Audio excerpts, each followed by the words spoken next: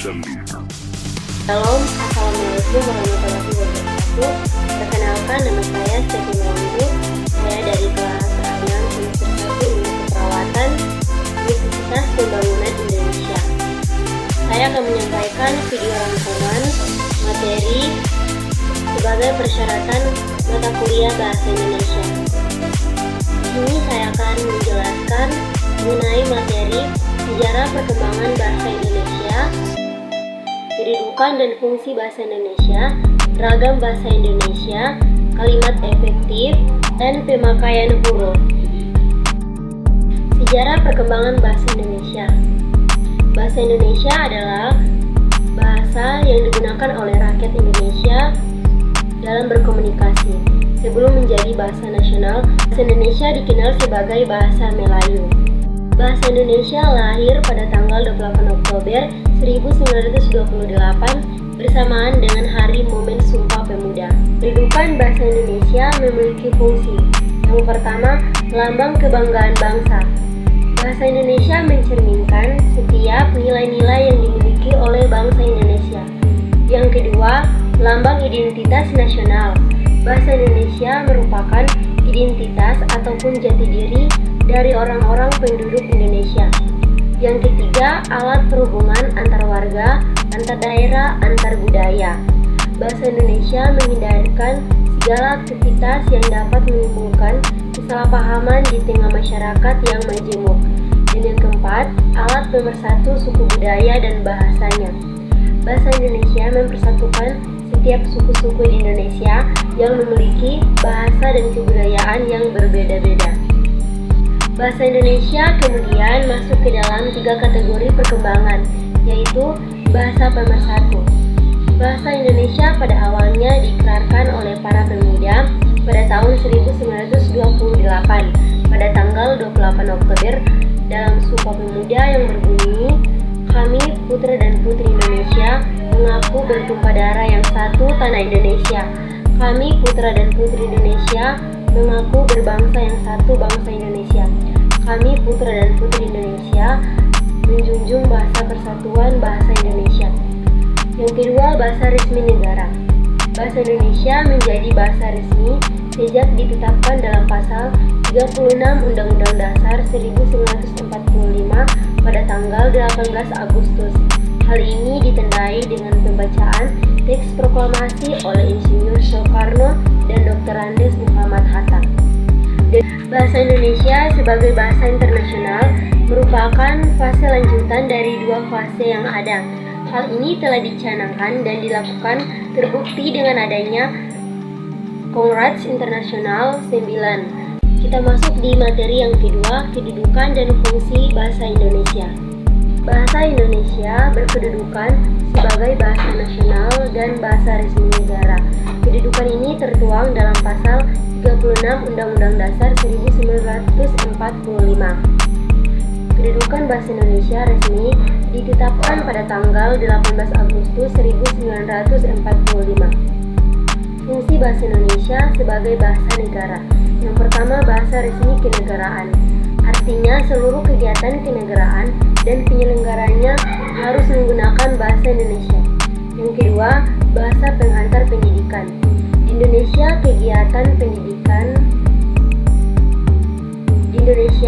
kegiatan belajar mengajar di sekolah dan lingkungan perguruan tinggi menggunakan bahasa Indonesia sebagai pengantarnya. Yang ketiga, bahasa komunikasi tingkat nasional. Dalam hal ini, bahasa Indonesia berfungsi sebagai alat perhubungan dalam kepentingan perencanaan dan pelaksanaan pembangunan nasional, serta kepentingan pemerintah yang lainnya. Yang keempat, bahasa media massa. Penyampaian berita lewat media massa juga menggunakan bahasa sebagai bahasa baku.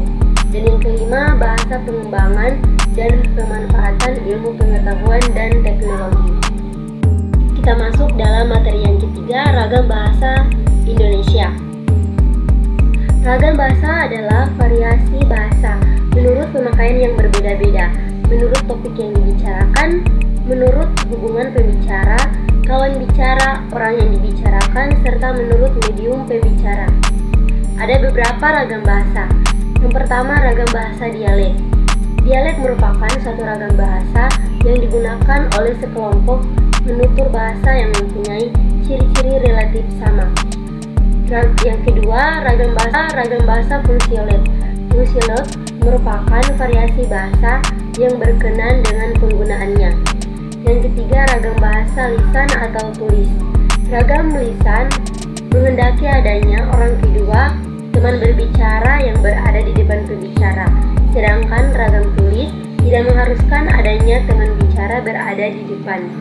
Dan yang keempat, ragam bahasa baku atau tidak baku. Bahasa baku adalah ragam bahasa yang cara pengucapan dan penulisannya sesuai dengan kaidah-kaidah standar. Sedangkan bahasa tidak baku adalah ragam bahasa yang cara pengucapan atau penulisannya tidak memenuhi kaidah-kaidah standar tertentu. Kita masuk pada materi yang keempat, kalimat efektif. Seperti yang kita ketahui, kalimat efektif adalah kalimat yang disampaikan secara ringkas atau jelas. Ada 6 syarat kalimat efektif. Yang pertama, kesatuan. Kesatuan adalah informasi yang disampaikan oleh sebuah kalimat harus memenuhi unsur kalimat yang utuh sehingga terbentuk satu kalimat yang baik. Yang kedua, kehematan adalah kalimat efektif yang memiliki arti bahwa kalimat tidak boleh menggunakan perbosan kata atau kata-kata yang diulang-ulang. Yang ketiga, keparalelan. Kalimat memiliki imbuhan lebih dari satu. Yang keempat, kelogisan. Kata-kata dari sebuah kalimat harus logis masuk akal sehingga sesuai. Yang kelima, kepaduan. Kalimat yang tersusun memiliki kata saling berkaitan. Dan yang keenam, ketepatan. Seorang penulis harus memperhatikan pemilihan kata-kata untuk menyampaikan gagasan. Kita masuk pada materi yang keempat, pemakaian huruf. Jadi di pemakaian huruf ini ada beberapa macam-macam pemakaian huruf. Yang pertama, huruf abjad. Abjad yang digunakan dalam ejaan bahasa Indonesia terdiri atas huruf. Yang kedua, huruf vokal. Huruf yang melambangkan vokal dalam bahasa Indonesia terdiri atas huruf A, E, I, O, dan U. Yang ketiga, huruf konsonan. Huruf konsonan, huruf Q dan X digunakan khusus untuk nama Yudi seperti Taufik dan Seras, dan keperluan ilmu seperti status quo dan sinar X. Huruf diftong. Di dalam bahasa Indonesia terdapat diftong yang dilambangkan dengan ai, au, dari, dan oi. Yang kelima, gabungan huruf konsonan. Di dalam bahasa Indonesia terdapat 4 gabungan huruf yang melambangkan konsonan, yaitu KH, NG, NY, dan XY. Yang keenam, huruf kapital. Huruf kapital atau huruf besar dipakai sebagai huruf pertama kata pada awal kalimat. Huruf kapital dipakai sebagai huruf pertama ketikan langsung. Huruf kapital dipakai sebagai huruf pertama dengan ungkapan yang berhubungan dengan agama, kitab suci, dan Tuhan. Yang ketujuh, huruf miring. Huruf miring dalam cetakan dipakai untuk menuliskan nama buku, majalah, dan surat kabar yang diketik dalam tulisan. Dan yang terakhir, huruf tebal.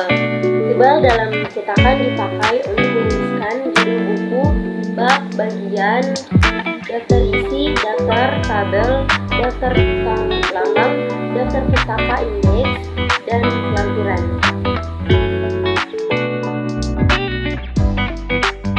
Selamat datang di Universitas Pembangunan Indonesia Manado yang terletak dekat dengan kawasan bisnis Bahu Mall Manado. Tempatnya di Kelurahan Bahu, lingkungan 3 Manado, sangat strategis di pusat kota Manado. Dibangun di atas lahan seluas 2,5 hektar, Universitas Pembangunan Indonesia Manado berdiri megah dengan ruangan 7 lantai, terdiri dari ruangan kelas, ruangan kantor, perpustakaan, laboratorium komputer, laboratorium keperawatan, pengadilan semu, dan laboratorium bahasa, kantin, serta rooftop di lantai atas. Universitas Pembangunan Indonesia Manado memiliki 6 fakultas dengan program studi, yaitu Fakultas Pertanian, Prodi Agribisnis, Fakultas Hukum, Prodi Hukum, Fakultas Teknik, Prodi Teknik Elektro dan Teknik Sipil, Fakultas Ilmu Sosial Ilmu Politik, Prodi Ilmu Politik, Fakultas Sastra, Prodi Sastra Inggris, Fakultas Keperawatan, Prodi Ilmu Keperawatan, dan Profesi Nurse. Didukung oleh sumber daya manusia yang berkompeten dan tersertifikasi, Universitas Pembangunan Indonesia Manado memiliki dosen dan tenaga kependidikan dengan latar belakang S2 dan S3 lulusan dalam dan luar negeri. Proses belajar mengajar dilaksanakan dengan teknologi informasi merujuk perkembangan dunia modern saat ini, dilakukan dengan sistem e-learning dan sistem ujian online atau ULAIN. Hasil tracer student Universitas Pembangunan Indonesia Manado dan fakultas menyebutkan lulusan UNPI sudah tersebar di dalam dan luar negeri.